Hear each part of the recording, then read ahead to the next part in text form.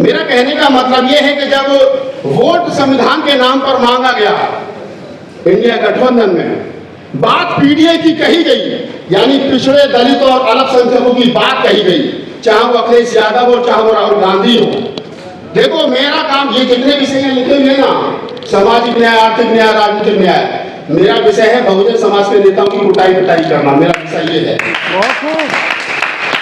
ये 3% ब्राह्मणों से, 10% सवर्णों से जब मर्जी निपट लेंगे, कोई बड़ी बात नहीं, आमने सामने आ जाओ। हमारे पास में 10% आदमी तो ऐसे जो दारू पी कर पड़े रहते हैं, कोई मतलब ही नहीं। अपने 10% इधर दे जाओ, हमारे 10% ले जाओ, काम खत्म। अगर ऐसे कर लो आमने सामने। लेकिन हमारी समस्या वो 10% नहीं है, हमारी समस्या अपने वाले जो 70% नालायक है, ये समस्या है। तो मीडिया का राष्ट्रीय अध्यक्ष हो, लगभग 150 से ज्यादा चैनल पूरे देश में मेरे नेतृत्व में काम करते हैं। पिछली बार की शिकायत थी कि हम आपको एक काम पर खड़े होकर के दिखाते हैं, तो आपको कम से कम इतना जरूर होना चाहिए कि 2 मिनट हमारा भी दर्द जो वो सुना जाए। खैर, मैं कहने सोल्यूशन करना चाहिए। मैं थोड़ी सी बात कहूँगा, 3-4-5 मिनट में खत्म कर दूंगा, ज्यादा लंबी कोई बातचीत है नहीं। रतनलाल सर ने कहा कि 25 साल लगते हैं ये बनने में, वो बनने में। बहुत सारे नेता, बहुत सारे एक्टिविस्ट के नाम उन्होंने लिए, लेकिन मैं आपकी जोरदार तालियों के साथ एक बात का समर्थन चाहता हूँ कि 25 साल लगते हैं रतनलाल बनने में। हमारे बारे में कहा जाता है कि ये 2 लोग हैं, राहुल नागपाल और रतनलाल। हाँ, सांपपाल बोल जाए।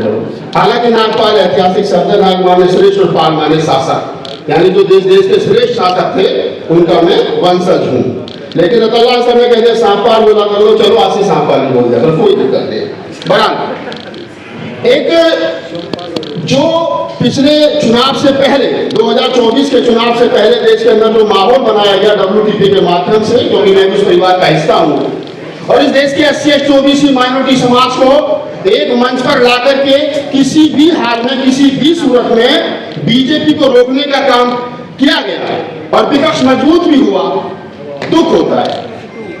मैं बड़े दुख के साथ कह रहा हूं, मैं सोच रहा था कि इस विषय को मेरे से पूर्व का कोई वक्ता उठाएगा, लेकिन किसी ने नहीं उठाया, तो मुझे मजबूरी में इस विषय पर अपनी बात रखनी पड़ी। हालांकि मैंने कल इसमें वीडियो बनाया है और 1 लाख से ज्यादा लोगों ने मेरे चैनल पर वो वीडियो देखा है। मेरा कहने का मतलब यह है कि जब वोट संविधान के नाम पर मांगा गया इंडिया गठबंधन में, बात पीडीए की कही गई, यानी पिछड़े दलित और अल्पसंख्यकों की बात कही गई, चाहे वो अखिलेश यादव हो चाहे वो राहुल गांधी हो। देखो मेरा काम, ये जितने विषय लिखे हुए ना, सामाजिक न्याय, आर्थिक न्याय, राजनीतिक न्याय, मेरा विषय है बहुजन समाज के नेताओं की कुटाई पिटाई करना। मेरा विषय ये है। ये 3% ब्राह्मणों से, 10% सवर्णों से जब मर्जी निपट लेंगे, कोई बड़ी बात नहीं, आमने सामने आ जाओ। हमारे पास में 10% आदमी तो ऐसे जो दारू पी कर पड़े रहते हैं, कोई मतलब ही नहीं। अपने 10% इधर दे जाओ, हमारे 10% ले जाओ, काम खत्म। अगर ऐसे कर लो आमने सामने। लेकिन हमारी समस्या वो 10% नहीं है, हमारी समस्या अपने वाले जो 70% नालायक है, ये समस्या है।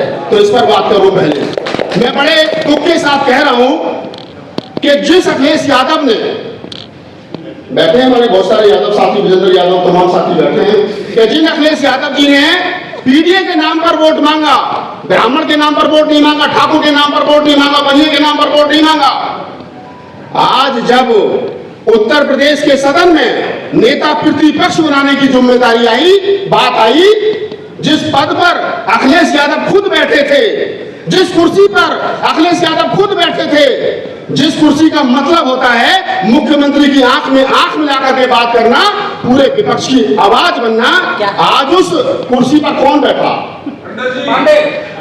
कौन बैठा? मैं आपको एक बात और बता देता हूँ, नहीं रुक जाइए, मैं और अंदर बता देता हूँ। 110 विधायक समाजवादी पार्टी के पास उत्तर प्रदेश में है, लगभग, एक आध कम ज्यादा हो सकता है। 110 में से कहा गया कि जितनी जिसकी संख्या भारी उतनी उसकी हिस्सेदारी। कहिए विजेंद्र जी सर, जब जितनी जिसकी संख्या भारी उतनी उसकी हिस्सेदारी है, तो 110 में 34 विधायक मुसलमान हैं, तो किसका बनना चाहिए नेता प्रतिपक्ष? मुस्लिम। नहीं बनाना, नहीं बना। दूसरे नंबर पर 24 विधायक यादव हैं, तो उनका बनना चाहिए, चाचा को बना देते शिवपाल यादव को। मगर खतरा था पार्टी न छिन जाए, नहीं बनाया। तीसरे नंबर पर दलित हैं, 110 में से 18 हैं, नहीं बनाया साहब। किसको बनाया? 5 ब्राह्मण जीत करके आए, 13 पटेल भी तो उन्हीं को बना देते, नहीं बनाया। 5 ब्राह्मण जीत करके आए समाजवादी पार्टी के सिंबल पर, और उनमें से 3 विधायक क्रॉस वोटिंग करने के चक्कर में पार्टी से चले गए। एमएलसी के चुनाव में 2 बचे और 2 में से एक आदमी को बनाया गया नेता प्रतिपक्ष। अब आप मुझे बताइए, लड़ो लड़ाई किनके कंधों पर लड़ करके लड़ोगे?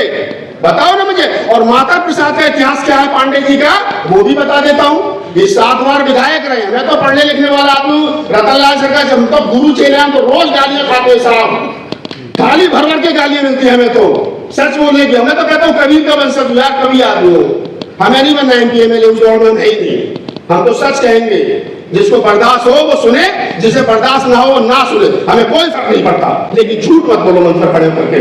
मैं कहता हूं, कौन है माता प्रसाद पांडे? वो है माता प्रसाद पांडे जो 7 बार विधायक रहा, 2 बार मिनिस्टर रहा, विधानसभा का अध्यक्ष रहा। जब वो मिनिस्टर था तो जो सिद्धार्थ विश्वविद्यालय है उसमें 84 पोस्ट प्रोफेसरशिप भरी गई, जिसमें से 83 ब्राह्मण भरे गए। कितने? 84 में 83 ब्राह्मण।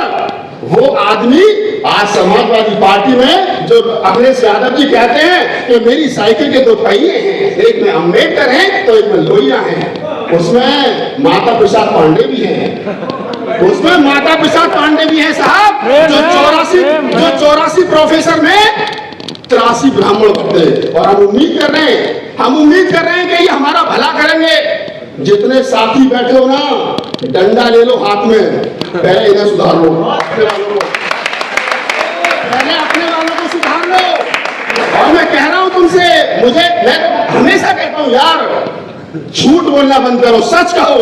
इस सेमिनार का जब भी फायदा होगा, ये अपने वाले सुधर जाएं। देश में 90% आबादी SC ST OBC और माइनॉरिटी की, और जल्दी में तुम ही मांगोगे, ठेकेदार कब न मांगेगा? अरे लट लो हाथ में, कर दो एक बार, होगा तो भीमा खोरे गांव और 2 अप्रैल वाला जैसा आंदोलन होगा तो देखा जाएगा। लेकिन ये हो नहीं सकता। क्यों? आप मुझे बताओ, हमारे कुछ हरियाणा से या कुछ हमारे कमेरा वर्ग के साथी बैठे हैं सर, छोटू राम और बाबा साहब में तो बड़ी अच्छी मित्रता थी सर, 2 मिनट में कंप्लीट कर रहा हूँ सर। छोटू राम और बाबा साहब में तो बड़ी अच्छी मित्रता थी। जब साइमन कमीशन भारत आया तो सारे हिंदू शोर में चाहते गो बैक साइमन। किसने स्वागत किया? छोटू राम और 84 जी और अम्बेडकर ने किया था ना। ये तो जाटों को पता भी नहीं है, वो तो पढ़ते ही नहीं, वो भगत को नहीं पढ़ते, छोटू राम को नहीं पढ़ते। नहीं सर, आप जैसे पढ़ते, ज्यादातर नहीं पढ़ते। लेकिन मैं कह रहा हूँ कि जब अम्बेडकर से पूछा गया कि तुम और छोटू राम में क्या फर्क है, तो अम्बेडकर ने कहा कि वो हुक्का पीते, मैं हुक्का नहीं पीता। कितनी मित्रता रही होगी कि वो हुक्का पीते, मैं हुक्का नहीं पीता।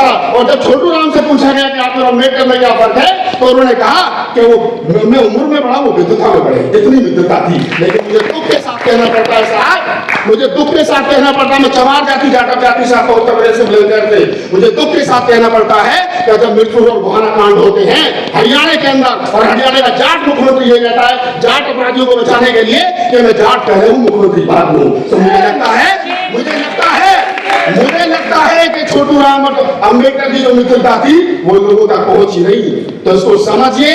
मैं पुनः आप तमाम लोगों को बधाई देता हूँ, ऐसे प्रोग्राम होते रहने चाहिए। और मेरी किसी से कोई द्वेष नहीं है। मुझे मंच पर लोग अक्सर इसलिए नहीं बुलाते क्योंकि मैं सच बोलता हूँ और सच कड़वा होता है। धन्यवाद, बहुत बहुत आभार। जय भीम, नमो बुद्धाय, जय मूल्य।